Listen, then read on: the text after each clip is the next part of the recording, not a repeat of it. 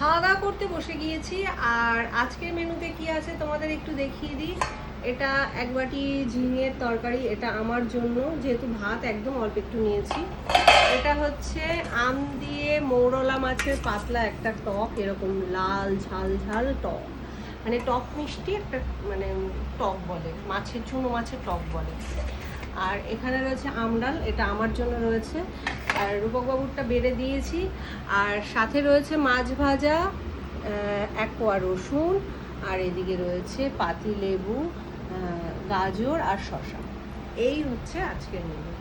আজকে বলেছি না একদম ঠান্ডা ঠান্ডা খাবার, কুল কুল খাবার। তা আজকে থেকে আবার চেষ্টা করছি একটা রেগুলার ডায়েটে আসার।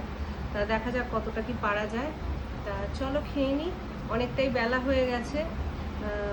বেলা রোজই হয়, কিন্তু আজকে একটু বেশি চাপ ছিল। কাচাকুচি করেছি, ওগুলো মেলে শুকো দিয়ে সেগুলো তুলে ভাঁজ করে সমস্ত কাজটা কমপ্লিট করতে করতে আমার এই বেলা। তা এখন খাবো, আমি কি দিয়ে খাবো সেটাই আগে চিন্তা করছি। আমি ভাবছি চুনো মাছের টক দিয়ে মাছ ভাজা দিয়ে খাবো। যদিও চুনো মাছের টক হলে মাছ ভাজাও লাগে না, কিছুই লাগে না। আর এটা আমার ভীষণ পছন্দের, মা বানিয়েছিল, ওটা দেখে আমার ভীষণ লোভ হয়েছে। আর এই অল্প কাটা চুনো মাছ সেই কবে মাছ দাদা দিয়ে গেছিলো।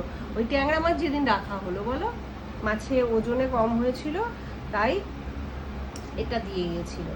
তা যদিও সবার শেষে চুনো মাছের টক খায়, কিন্তু আমি সবার প্রথমেই খাবো, আমার এত লোভ লাগছে এত। তা চলো খেয়ে নিই।